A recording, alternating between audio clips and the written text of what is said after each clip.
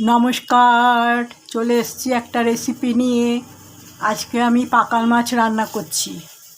পাকাল মাছটা আজকাল বাজারে তো পাওয়াই যায় না, খুব রেয়ার হয়ে গেছে। আমি কালকে বাজারে গিয়ে পাকাল মাছটা পেলাম। এই যে পাকাল মাছ, এটাতে আমি নুন হলুদ মাখিয়ে নিয়েছি। এবার এটাকে রান্না করছি। এই মাছটা এখন খুব রেয়ার হয়ে গেছে, পাওয়াই যায় না। যাই হোক, পেয়েছি বলে রান্না করছি আজকে। আপনারা কে কে ভালোবাসেন, পেলে অবশ্যই খাবেন। খুব টেস্টি মাছটা। আর যারা না খেয়ে আছেন, কোনোদিন খাননি, তারাও একবার কিনে খেয়ে দেখবেন, খুব ভালো লাগবে।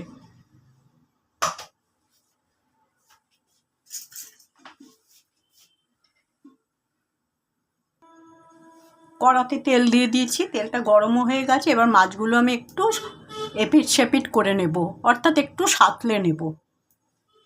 এই মাছগুলো ডিপ ফ্রাই করবেন না, অল্প একটুখানি সাঁতলে নিয়ে তবেই রান্না করবেন।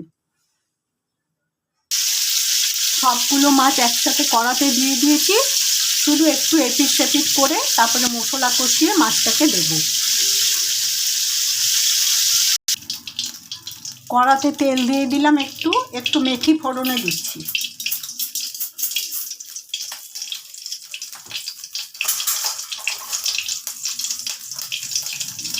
এই বাটির মধ্যে আমি নুন হলুদ ঝাল লঙ্কার গুঁড়ো আর জিরের গুঁড়ো ভিজিয়ে রেখেছি, এটাকে এখন সাঁতলে নেব। মশলাটা কষিয়ে নিয়ে তারপরে মাছটা দেব।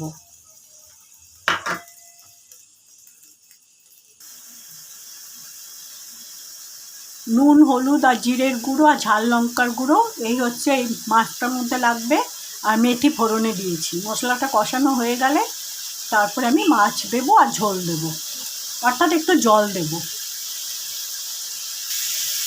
মশলাটা আমার কষানো হয়ে গেছে, এবার আমি মাছগুলো দিয়ে দিচ্ছি।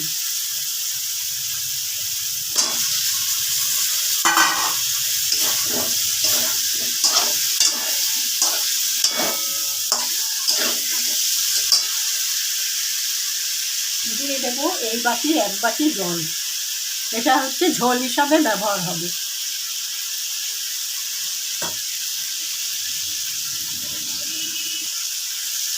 ঝোল হিসাবে ব্যবহার হবে না, ঝোল হিসাবে লাগবে। 1 বাটি জল দেব।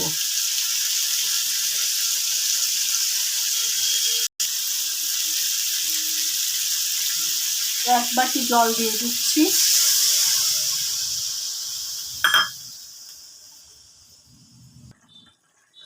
ঝোলটা ফুটে গেছে, এবার আমি একটা গোটা কাঁচা লঙ্কা দিলাম আর 2টো তেজপাতা দিচ্ছি।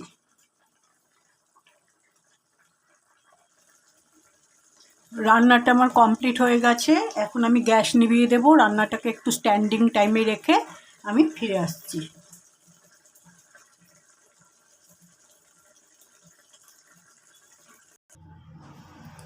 পাকাল মাছ রান্না কমপ্লিট হওয়ার পরে আমি রান্নাটাকে স্ট্যান্ডিং টাইমে রেখে পাত্রর মধ্যে ঢেলে নিয়েছি। দেখুন এরকম হয়েছে।